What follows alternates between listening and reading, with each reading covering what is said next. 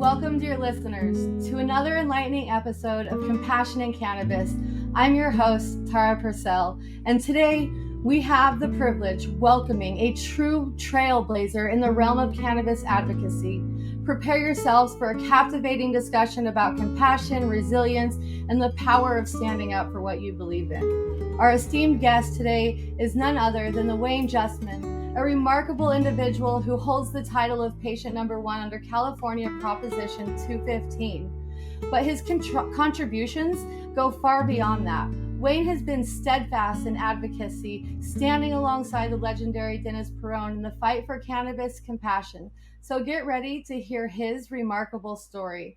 Wayne, it's an absolute honor to have you here on Compassion in Cannabis as patient number 1 under Proposition 215. You played such a pivotal role in shaping the landscape of cannabis advocacy.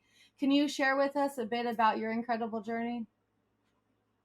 Well, first of all, Tara, it is certainly my pleasure to be with you and Justin and everyone to spend a few moments on what compassion means in the cannabis industry and the cannabis future for all of us that use this as a medicine or even use it recreationally. I was fortunate when I got to San Francisco, and I was diagnosed, probably 35, 36 years ago, HIV positive. So I was using cannabis for a medicine as well as whatever purposes that I may have had. And I was fortunate to meet Dennis Peron when I entered 1444 Market Street. I saw him a few times at 194 Church Street, which again was a cannabis dispensary that allowed people to consume and socialize in a really comfortable facility.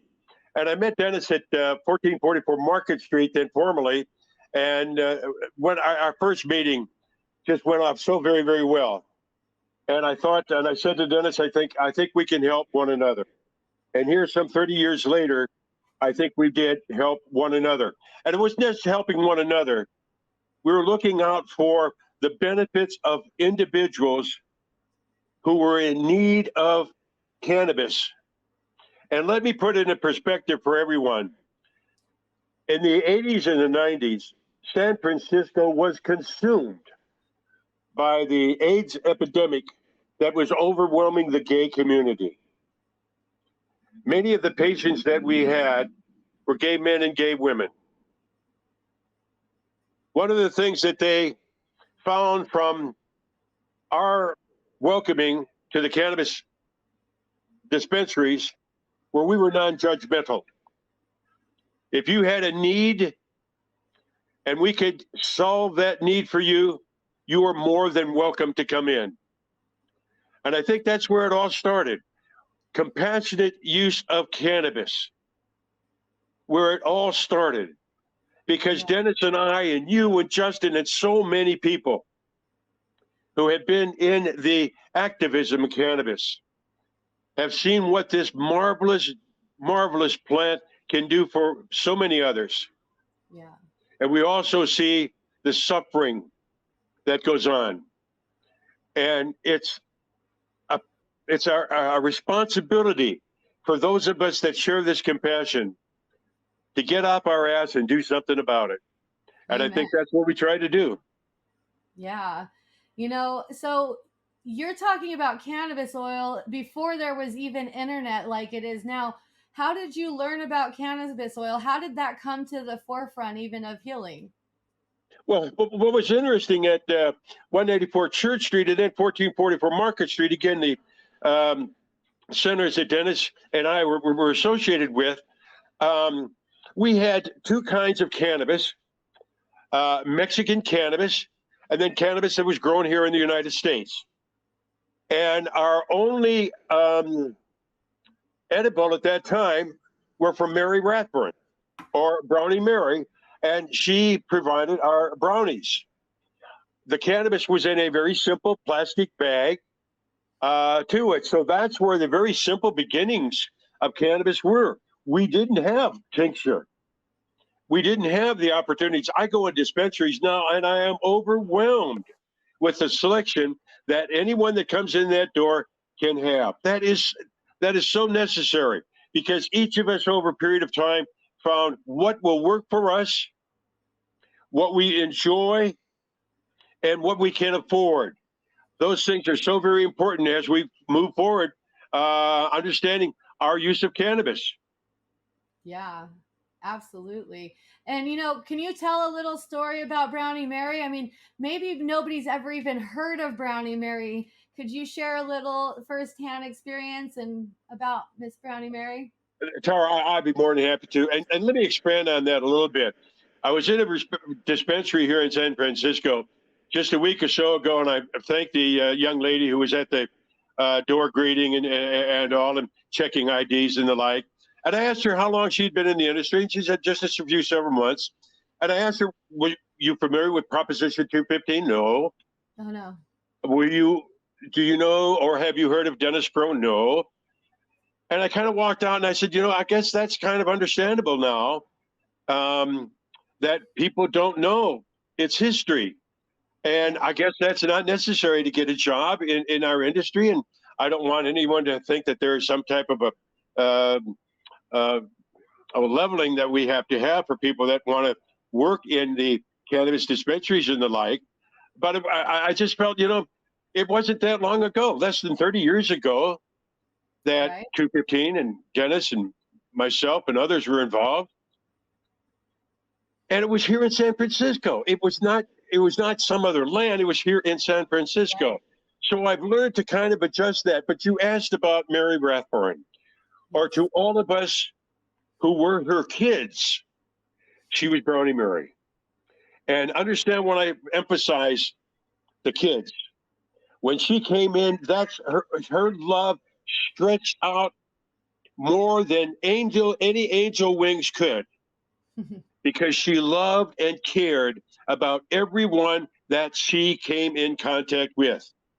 And in those days, she was one of the few that combined cannabis in a bakery and brought her brownies into to us.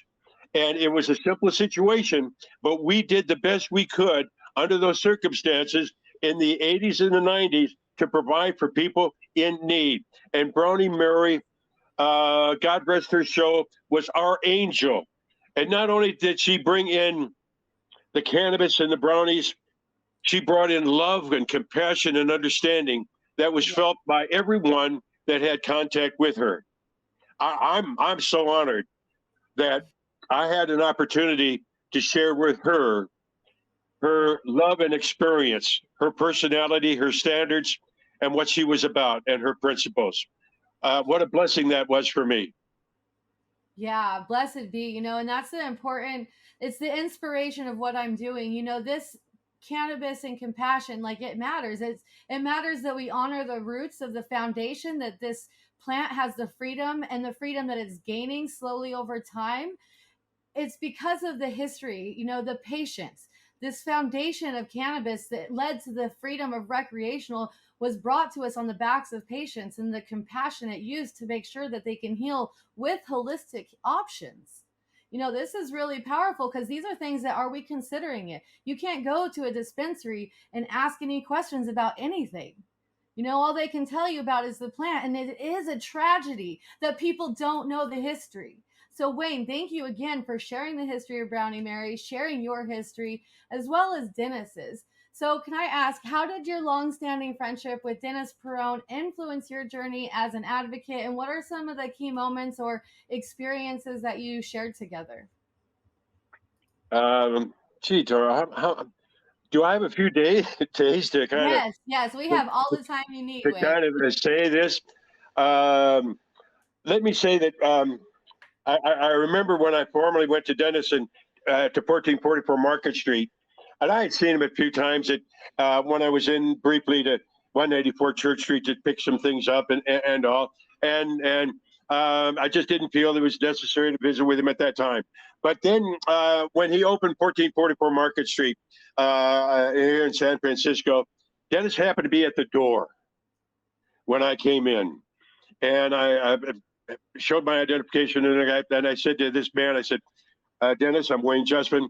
I'd like to share some ideas with you when you have the opportunity. Why don't you come on up and we'll chat a little bit. Probably about 10 minutes later, I was on the third floor, sitting, enjoying at a table, relaxing, smoking a joint, and Dennis comes in. And for the next hour, Dennis and I talked as if we were brothers with one another. The things that we shared with our backgrounds, the things we shared about our life at that particular time, and the things we shared as we moved forward made me and him so very, very comfortable. Dennis asked me, Dennis right away, he said, listen, I need somebody like you on our staff here as I've just opened this 5-story, and what the government declared it as 5-story felony. And I kind of laugh at that, and I wear that with a badge of honor that I was involved with this 5-story felony. But anyway, we visited, and Dennis said, listen, let's you and I work together. And that's where our friendship began. And I would probably say every day thereafter, our friendship was nourished with love, respect for one another, and the working relationship that we had. It was easy, Tara, when you share ideas with one another. We understood opponents of cannabis and life, but Dennis and I were not opponents with one another. We shared some ideas. We shared a comfort zone with one another that was so vitally important, and therefore it allowed our friendship to nourish. And I was so very, very happy to, over some 25 years, to share this friendship with a man that will go and should go down in history. Absolutely. For what he did in changing California's propositions out here, and including that to include cannabis.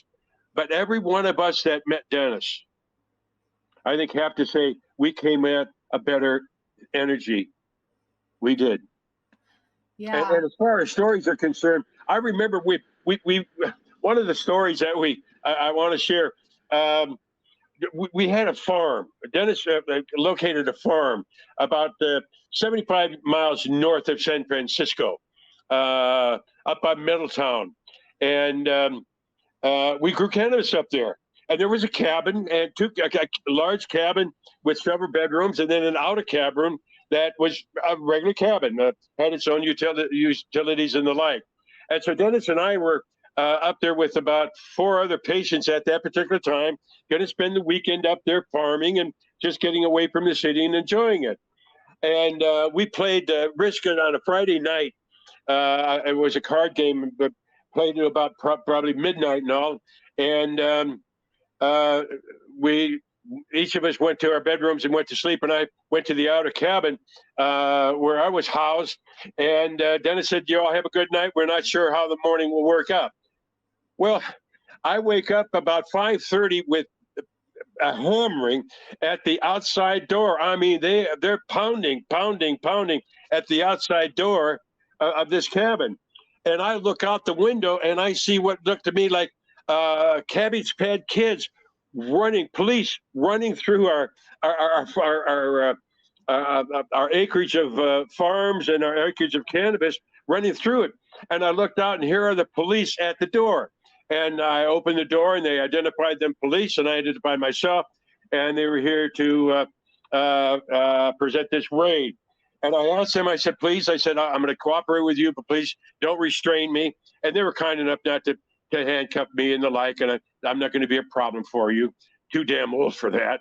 And so anyway, they contacted the other people where Dennis and the other individuals were, and they bringing in one more assailant. And so they walked me in, and I walked through the door of the cabin, and here in the living room, Dennis is on his knees, hands held behind his back, or his head behind his head, and everybody else were in that same position, and they have guns drawn on them. And I came in, I said, well, this is a pretty sight. And as soon they were able to put their weapons away, and they took pictures of us, and took the whole thing, which was next to crazy and all. tried to confiscate cannabis and the like. We were held for about probably about 3 hours. And they thought they took everything. And then when they finally left, we made sure that we heard the tires going and they were going out the dirt road. Well, then what we did, we found out that we found what they didn't find. And we still had plenty of cannabis left. Even though our day started off kind of shitty, we were able to relax, et cetera, and smile about it. A terrible situation. They destroyed all of the plants. This was an overkill. In 90, this happened about 98. There was an overkill by the police, but that was their attitude at that particular time. And of course, Dennis was a subject. And once they found out we had property up in Middletown or something like that, they came after us, and it was an interesting experience for all of us. Wow, that's awesome. Like, that's not awesome. It's awesome that I'm hearing this story, that we get to hear this story firsthand, because so many people they were prisoners of war. It took a fight. It took that moment. It takes so many moments of being arrested. Wayne, for people who are tuning in who may not know who Dennis Perone is, could you maybe give an introduction to who Dennis Perone is? Be more than happy to. Dennis Perone was born and raised in New York. After he finished high school, he joined the Air Force and served in the Vietnam War. And after he was discharged from the Air Force, he came to San Francisco, California. Dennis was a gay man, very out about his sexuality. But because that was not going to be a problem for him or anyone that contacted him. He soon found and knew that cannabis could help and alleviate the pain and suffering from people. Dennis had a lover, Jonathan West, who suffered from AIDS and unfortunately died in the late 90s as well. And Dennis wanted to do something about compassion in cannabis. So he opened a facility called the Island Bar, which is at 16th and Sanchez in San Francisco, and soon moved to 194 Church Street, a little larger facility than the Island Bar was, and we could serve more people, more hours, and the like. Dennis was a very principled man. He did not fear, because he had been arrested a number of times, he did not fear law enforcement. He respected it in that he was going to be their foe. I respect you, but I'm going to be your foe in this war against cannabis because it's a plant. And one of the things that Dennis and I shared, I'm born and raised in Dubuque, Iowa. When I looked out my bedroom window, I watched cows grazing and corn growing. I'm a farm boy. Dennis and I, as farmers, we understood that. It was because this is a plant that is grown out of the ground from a seed nourished by the rain and the sun of nature. Now, I'm a little bit confused about how dangerous such a plant could be because of its simple origins.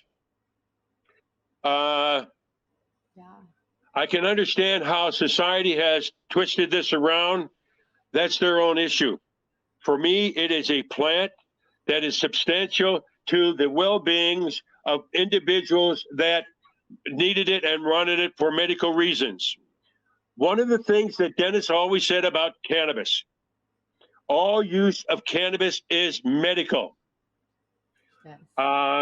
That is a point that for some to argue, I could understand being with Dennis, et cetera, from his perspective, yes. If you just want to relax or if you have pain and suffering. And Tara, let me say this to you as also about the 90s and for folks like myself who are HIV positive. We had two choices in those days, AZT or Xerit. Those are the only two things that were approved for the cannabis or for use by people who are HIV positive. And from those side effects of those drugs, I wasn't sure if the drugs are going to kill me or if the virus is going to kill me, because both of those things were toxic. I found, however, as many other AIDS patients, dentists, and all who we learned from, that it provided relief from the pain and suffering. And then, of course, things advantaged, et cetera, and all. But like I said, 1444 Market Street, when it was finally closed by the federal government, it was declared a 5-story felony. Oh, I wear that with badge of honor, because for all the goodness that 5-story felony did, we set a lot of individuals free. Blessed be. Blessed be. And that's what it took to have this freedom. And that's why the history and knowing it and understanding it is so important, you know, because it's recognizing and honoring those who did take on that battle. You know, Tara, I wondered, I watched these red states and the conservatives and what's happened with the affirmative action thing and LGBTQ concerns that the Supreme Court has asked. I just wonder how some of these Republicans and red staters would react to realize that really medical cannabis was begun by gay people in response to the AIDS epidemic in San Francisco, California. I bet you there'd be a few out there that'd really be pissed off about that. It always takes a ripple of chaos to create this calm. You know, it's always the calm after that storm. And that's why it is so important to understand this, because how many people do know that? Now, maybe those who are tuning in, can you maybe clarify more about how cannabis is helping as far as the healing process with HIV/AIDS patients? Well, I still take, I'm HIV negative at the present time. I take HIV medicine every day of my life. And I've done that for, like I said, about 35 years. As far as cannabis itself, and also tincture, and even some of the rubs itself, it relieves the pain and discomfort that you could have. It helps with appetite. If a person just needs a little bit of appetite, they may just share a puff or two on a joint or something of that nature to increase that appetite. There's sometimes when a mood change, even to a lift or is necessary. And some individuals, myself, will find, this will help the mood at the particular time. So I think from the appetite to helping enlighten a mood to relieving pain and discomfort, no matter what part of the body it might be, I think those of us that are using cannabis and finding out as a medicine, we find out individually how it works for you. And that's one of the things that I always encourage individuals to do who are not, let's say, use cannabis that frequently, is to find out what works for them, because they have a lot of options now as far as what delivery systems they want. They can vape, they can dab, they can use flour, they can eat it, and all. So find out what the hell works for you. And then also too, one of the things that I have, and I've been fortunate, all of my doctors here in San Francisco have been very pro-cannabis. So it's easy for me to talk about cannabis with them. They've been honest and direct. I've been honest and direct with them. That's why when it comes necessary for them to sign a document for my cannabis card or something like that, there's no problem at all. We have a good understanding of that. And I encourage individuals who do have medical problems, begin an open contact with your doctor. For myself, that's so important. And as I say, I'm soon to be 79, and all these many, many years, I've been blessed to have some pretty good doctors, and I'm pretty direct in how I expect them to treat me and how we work together. Yeah, that's really important. Having open communication with your doctor. So it is something we'd like to see everyone have that freedom to do, because there are still people who are scared to have that freedom of even communicating with their doctor. Yeah, it's you've got to have somebody to talk to. If it's somebody that you feel in your community that you talk to, but have someone that if you're really uncomfortable about discussion, find someone that can talk to you and understand you. That's the best thing. And with cannabis nowadays, it shouldn't be too hard to find somebody that says, hey, yes, I understand the need for your use of cannabis.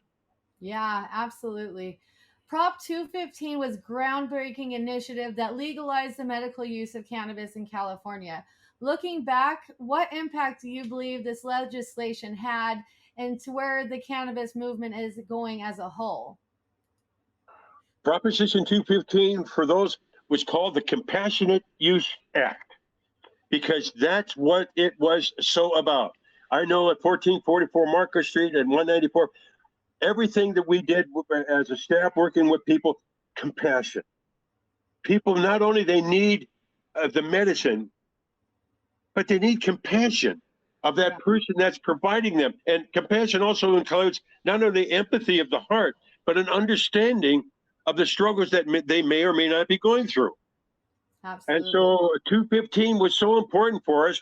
We needed to do, and I remember working with the supervisors here in San Francisco and at the state level. I said, you know, this is necessary for our state at the present time. In 1996, I think the state was understanding enough about cannabis and the like, and they saw what was happening to the AIDS epidemic. So it was presented in November 96. It was passed 56 to 44%, a pretty good margin in those days. And Proposition 215 then became state law at that time. And then a few years later, with the help of then Supervisor Gavin Newsom, who's now our governor, and Supervisor Mark Leno, I designed and developed a card program. Because at that time, and I saw in at our own 1444 Market Street how busy our admission department was, calling the doctors, all the contact that was going on, dealing with the patients.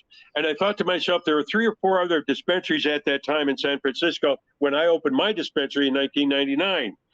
And I'm thinking to myself, you know, I said, let me piggyback on 215 and see if we can get our Department of Public Health to issue a medical cannabis card. Because there's more places than one to go to. Because I don't want Wayne's Pot Shop, Ken's Pot Shop, Dave's Pot Shop. No. Let's give it a little bit of talk to it. And then also too, if you're carrying cannabis, which you should be allowed to, if you're a patient, let's have a card or something that protects you a little bit. And so, believe it, Gavin Newsom and Mark Leno, both of our supervisors at that time, helped me usher this through. Work closely with the Board of Supervisors and all, and it was passed. And then I remember in 2000, about May or something like that, I was it had passed on a Thursday or something of that nature, and I thought, well, hell, I said somebody's got to do that. Let me put some teeth in this. I said, let me go over and try to see what this process says, and be the first person to get through this and all. And I was sitting outside the office for about 5 minutes, and I heard the front large door open and leather shoes on tile floor. And in walks Mark Leno, the supervisor at that time. I said, Mark, what the hell are you doing? He said, well, Wayne, I wanted to see what this process was. So Mark and I went through, they opened the doors a little bit, and I had all of my documents. And we went through the process of issuing the medical cannabis card. That allowed me and other people then to just walk into the other dispensaries as well. I wanted to make sure that everybody had access to everything as possible. And that's where the medical cannabis card program began. And as I say, Gavin Newsom and Mark Leno, besides our other supervisors here, were really, really helpful handling that at the political end for me. Wow. And you know, that program is so powerful because it's a beautiful foundation to get acknowledgement by patients. You know, we always try, like, getting a recommendation now is a little bit harder, especially even in red states. You can't even make an option because doctors will lose their licensing. So, exactly, and that's unsure. Also, too, Tara, let me get back to something as well. Talking about the early development of 215 in dispensaries. Yeah, please. We saw in those days dispensaries were open and operated by patients for patients. Today we have other entities coming in. We've got over 100 dispensaries Okay. Let me also say something to you, please. Please. Dennis Perone did not die a rich man. Bronnie Murray did not die a rich woman. Eddie Lipp, who was a grower, did not die a rich man. Jack Hara, who was a hell of a personality, did not die a rich man. The reason why I'm saying this, these individuals who I just mentioned to you, our colleagues,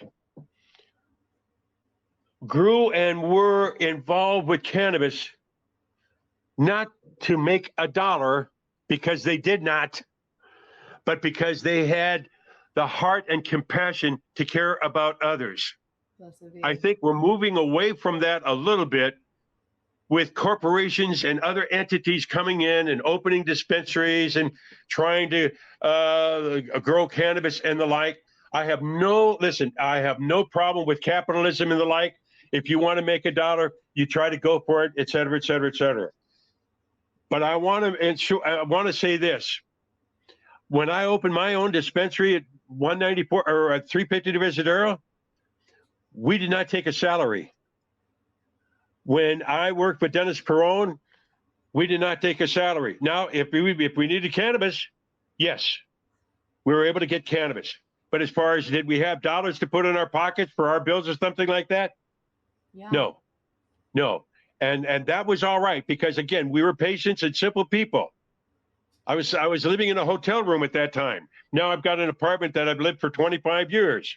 So there's nothing glamorous to say. We did not enrich ourselves through cannabis and the like. Where I think Tara, you, Justin, myself, and so many other wonderful people who you and I both know, how we enriched ourselves was through the heart and compassion. I'm comparing for people who needed it.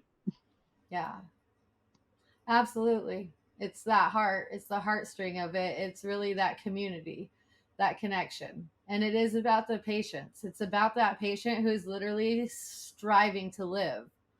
You know, they're striving. They're desire, like all they want is just to ease of the pain, you know.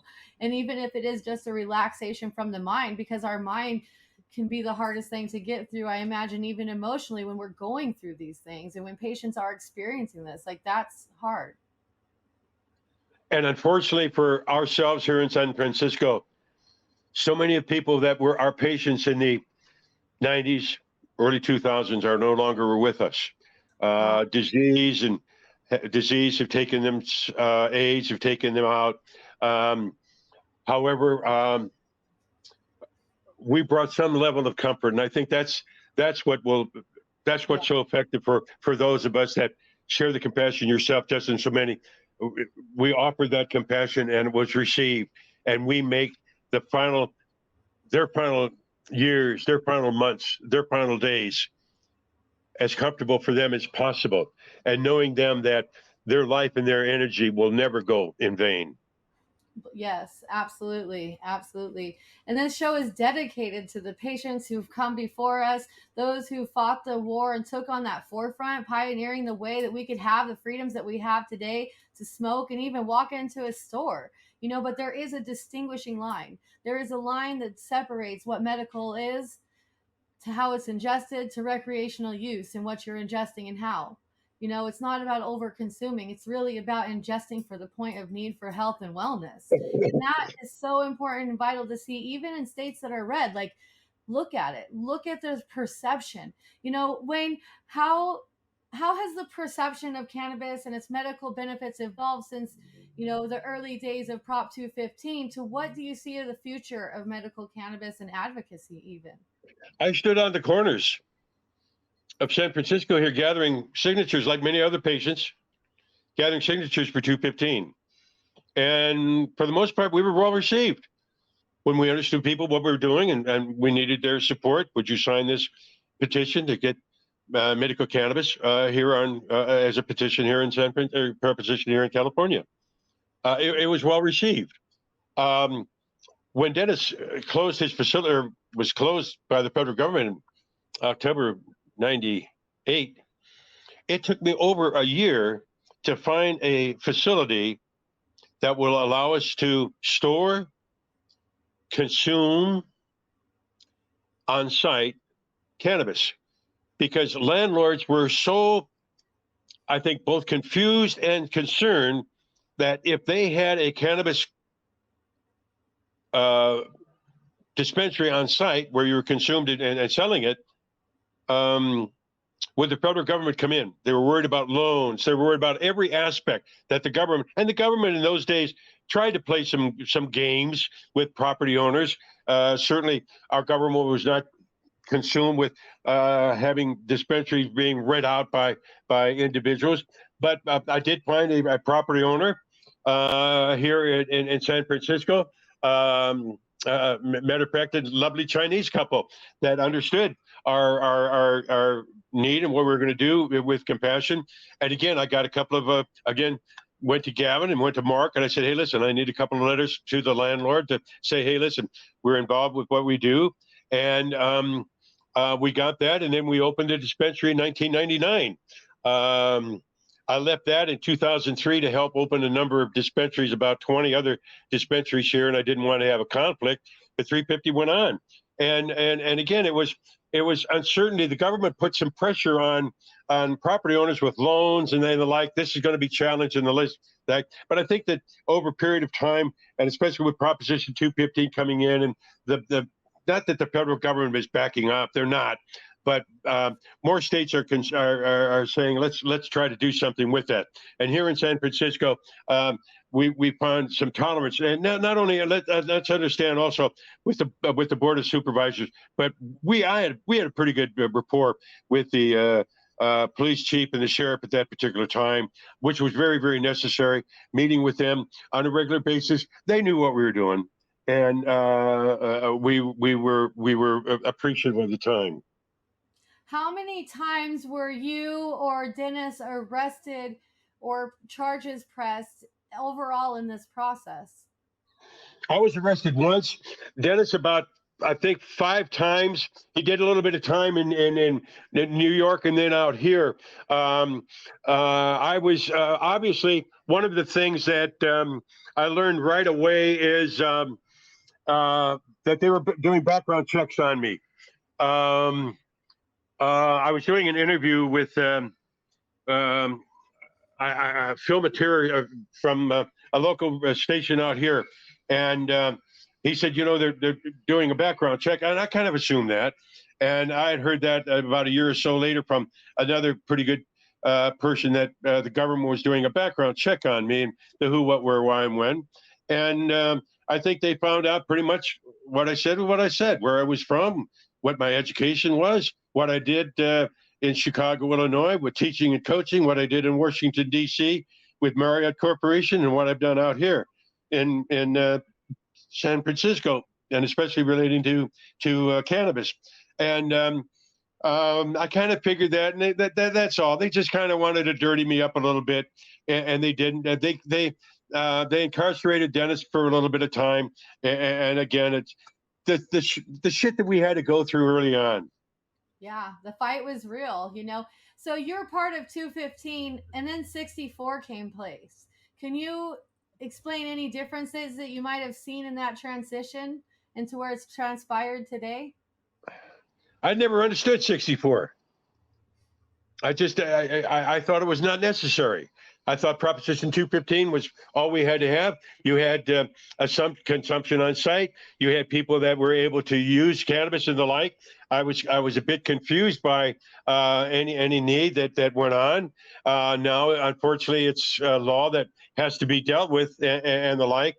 I didn't see it as serving any purpose, and I think it's detrimental. Yeah, absolutely. And there's so many little details that get left out when these policies are being written. So be aware to look at the policy, read all of the words, and make sure that it involves patient care and gives them safe access to cannabis medicine, even at a percentage that actually helps. Most of the time today, due to the regulation and the taxes, those little words that changed, no compassionate care is really accepted. You can't even give hardly anything, let alone medicine that heals. It takes a full plant versus taking it apart. We need all parts of it. But, All use is medical use. Our body, we were brought into this world with an endocannabinoid system that we get from our mama's leche. And yes, some of those people do not get that leche, in which case, there's a lack of nutrients at that point. So there's always this healing within our body, this craving that interconnects us to the universe and the rooting of the foundation of this plant healing. There are so many plants and so many healing earth medicine that we could use that we need to really be tapping in. In your opinion, Wayne, what role does compassion play in the realm of cannabis and healthcare, and how can we foster a more compassionate approach within the industry? That's a hell of a question. How do you get people to care? Oh, You know, how do you get people to really care? And sometimes if it doesn't affect themselves, you know, how does a women's right affect a male? Really, does it? Yada yada. You know what I mean? How do you respond to that? I, I've always believed this in life, and again, I'm an old man. You either have it or you don't. I don't think I've ever seen anyone try to fake compassion.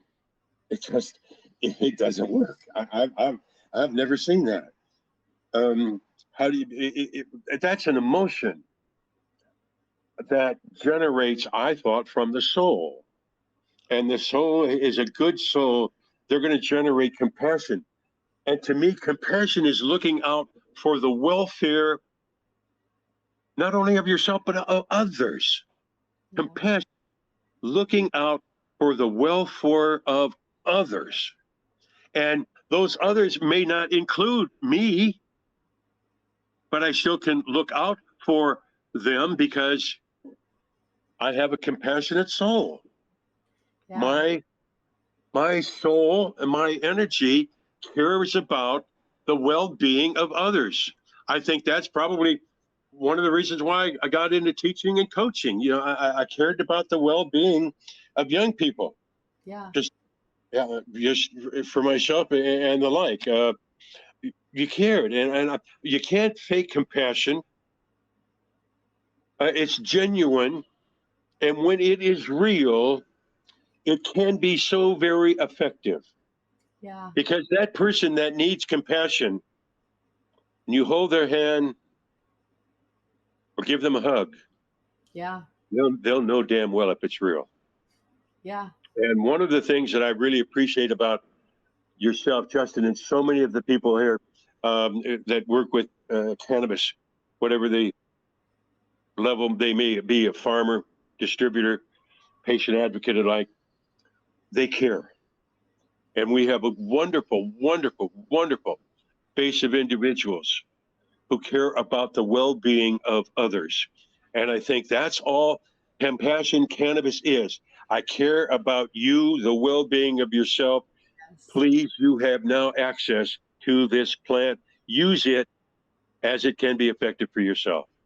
Blessed be, it's the soul of giving. It's the art of giving. It's a balance of delicateness that sometimes it is hard. We've got so caught up in ourselves, even with COVID happening, it's become easier to seclude ourselves. It's been easier to not look up and look people in the eyes and have that conversation anymore. But be aware, because that person who you are walking by might really genuinely like someone to stop and actually ask how they're doing and stop and listen.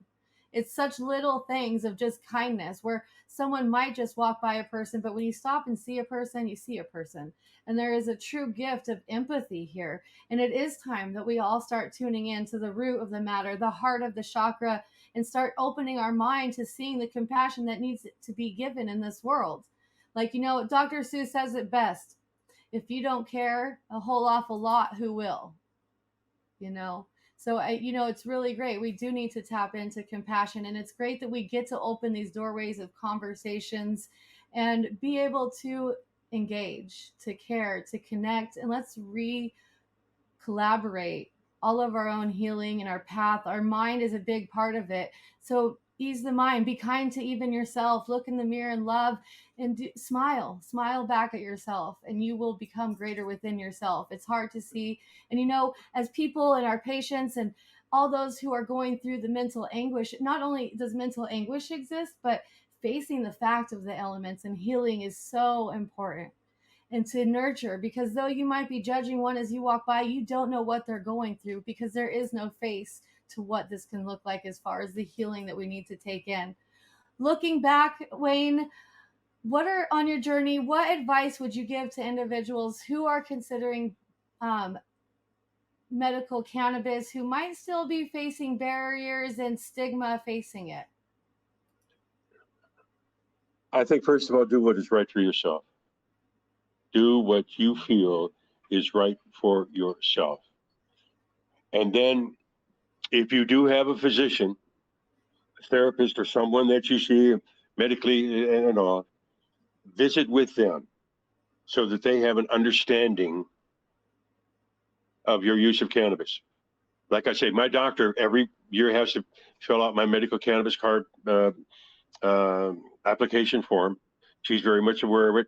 And then also to the medicine for HIV that I take. It's so important for individuals to have communication with those people close to you that really affect your lives. If they may be, as I say, your doctor, a therapist, someone in a religious arena that you feel comfortable with, someone in a social arena that you're comfortable with. Share your concerns about that so that you know that, hey, listen, I may not know everything, but I am on the right road to finding out answers that work for yourself. Because that's what we're doing. We're trying to find answers that work for ourselves in life. And I know for myself and so many other people that I find that cannabis is very effective in my daily life. It for me mentally, physically, emotionally, spiritually, socially, and I'm blessed with that. And I just offer any individual that opportunity. Hey, find out for yourself. If it does not work, fine. See, alcohol doesn't work for me. I don't drink. That does, but someone else, if it works for you, oh well, okay. And it's federally legal. That's remarkable. That truly is remarkable. But if as I say, you've got to find out what works for you, and don't be don't don't be afraid of the challenge. Accept that challenge. If you don't know a lot about cannabis, you can go online now and ask about it. And also, too, I mentioned something before to you about the dispensaries and some of the change that I've seen in dispensaries. They were most of the dispensaries had patients at that time that were working there. Now it's expanded because we have more dispensaries. However, one of the things that you find, if you go into a dispensary and you're going to talk to a patient, they're going to have a different insight into what they can recommend for you, orally, medically, whatever it might be, because they themselves are a patient. And I think that's an insight that's so very, very important that you have. That, hey, listen, I work here, I'm a patient, and I use cannabis. I want that insight rather than I just work here and I'm happy about that. That's all well and good as well. Yeah. It's a different generation. I mean, when we go in, I was even sitting with Wayne the other day in a cannabis lounge. We go in and, it's just this line of people going through, and it's wild. This industry is just wildly evolved, and I just do want to give recognition, while I think it was 2017 or 18. And though that fight was taken on, and though Wayne and Dennis and so many others were on the forefront, there's also this little bit of acknowledgement how it goes full circle. I believe that Dennis did receive the Lifetime Achievement Award from the same people who actually rated him. Yes. Yeah. It's a great irony. You've got to love it. Let me try something that been this is going to insert, but maybe you're going to like this a little bit. And I've been thinking about this ever since I think. Mayor Willie Brown, quite a character within himself, politically here in the state of California, and then here as the mayor of San Francisco. I remember being in Willie's office early '96 or something like this, and Willie says to me, Wayne, I know what you guys are doing. Just don't dirty me up. And politicians. And of course, then Willie, after he got out of office, was kind enough to serve on a couple of advisory boards for some dispensaries here in San Francisco. But that was a cute idea too. And I think that politicians even had to be careful at that time on who and what they kind of support. And yeah, it was a hell of a step forward, really. Wait, we're going to approve cannabis for individuals? Oh, they're worried about a drug law or drug war at that particular time. But like I said, one of the things that made it palatable for us, and I don't want to say that, the AIDS epidemic. God, everybody knew somebody who was dying. We really did. I mean, and that's the unfortunate thing. How many of people who went to 194 Church Street, 1444 Market Street, 350 Division Terrace, those dispensaries are dead. It's tragic, but that's just how it is. They're dead.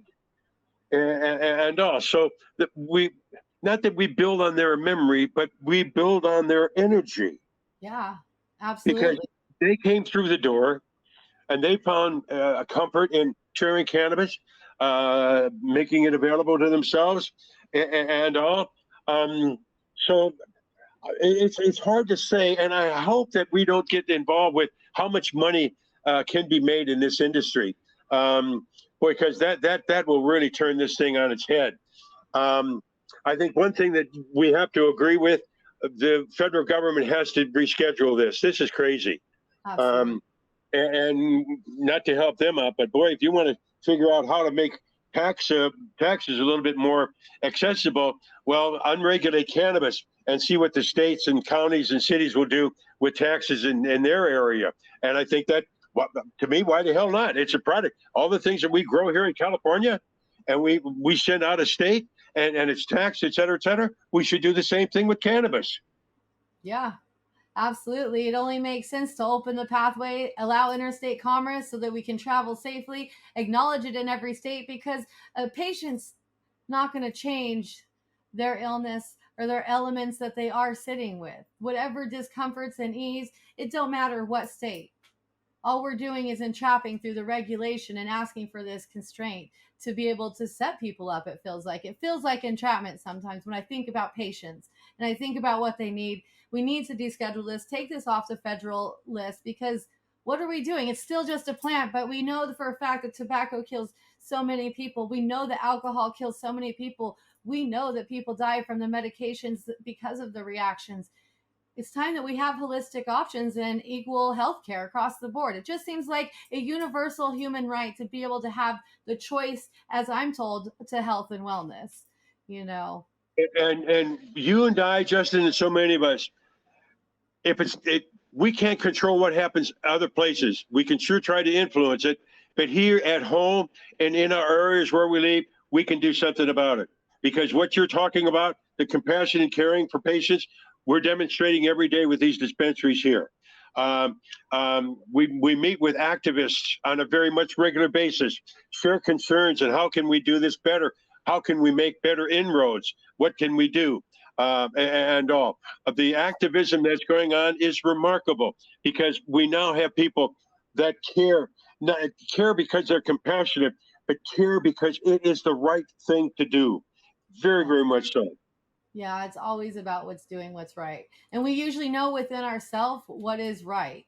So we shouldn't, don't doubt yourself. Just when you feel it, follow it.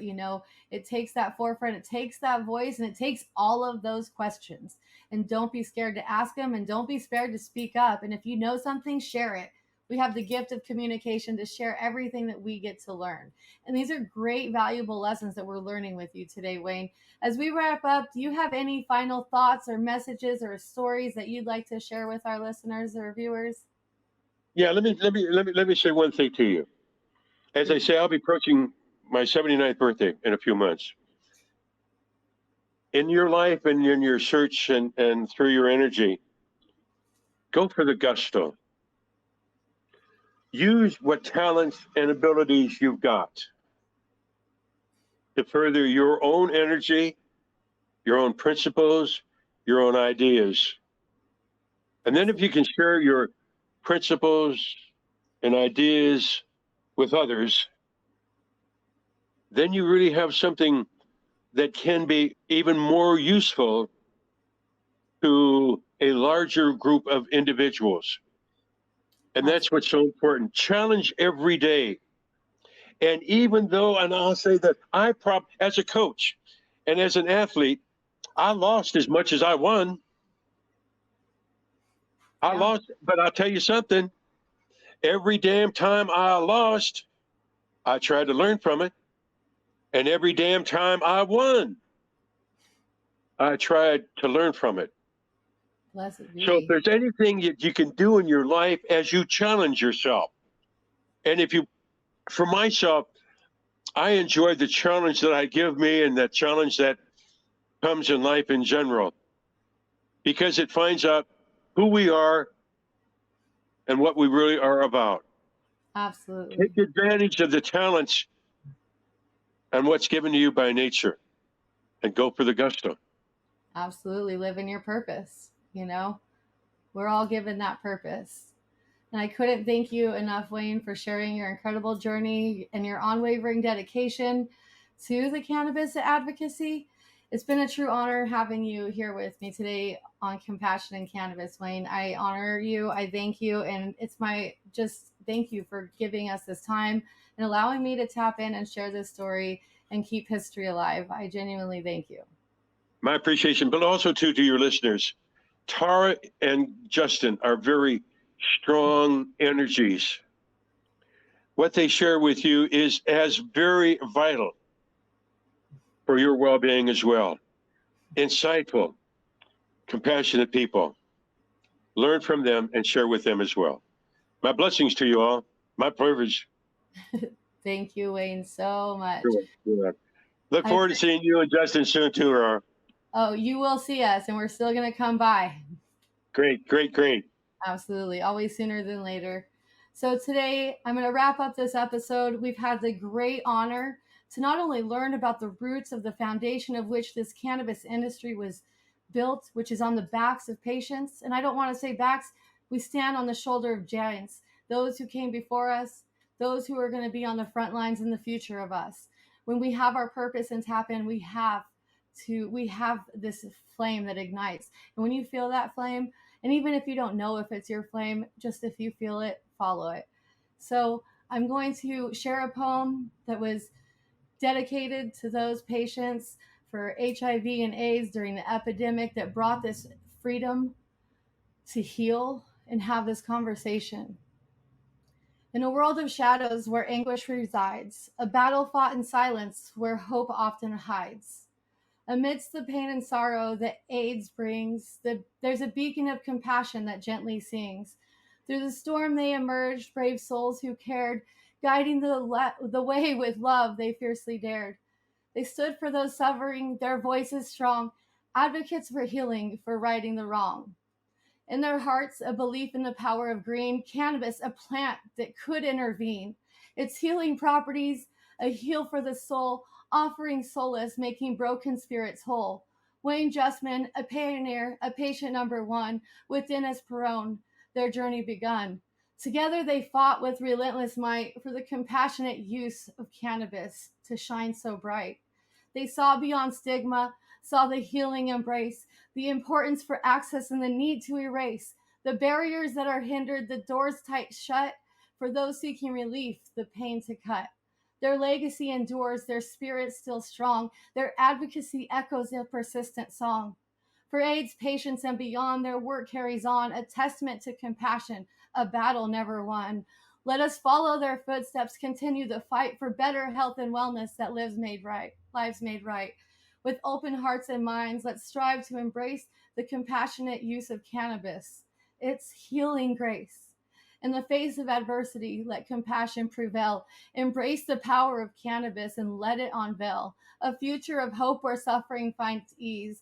For AIDS patient and beyond, let healing increase. So let's honor their efforts, their tireless quest to bring relief and comfort, to provide for the best. For those in need, for lives torn apart, let compassion guide us from the depths of our heart. As the final notes of our conversation fade away, we reflect on the impact of this remarkable day. Wayne Justman's story and his unwavering flight illuminate the path towards a more compassionate light. With gratitude, we thank him for sharing his voice, for inspiring us to make a conscious choice, to advocate for healing, for empathy and care, the transformative power that we all can share. Compassion in Cannabis, a beacon of hope, a platform where stories, resilience, and growth elope. We'll carry these messages deep within our core, spreading compassion forevermore. So let us go forth, hand in hand, championing the cause across every land. Our honored guest, may compassion in Cannabis continue to. Listeners, stay tuned. Keep the flame of compassion alive in all you do. For in this shared message, we find strength, we find grace, we find compassion in cannabis. And this is the transformative embrace. So I thank you all for tuning in. I hope you have a blessed day. I'm your host, Tara Purcell. And that was with Wayne Justman. Be blessed.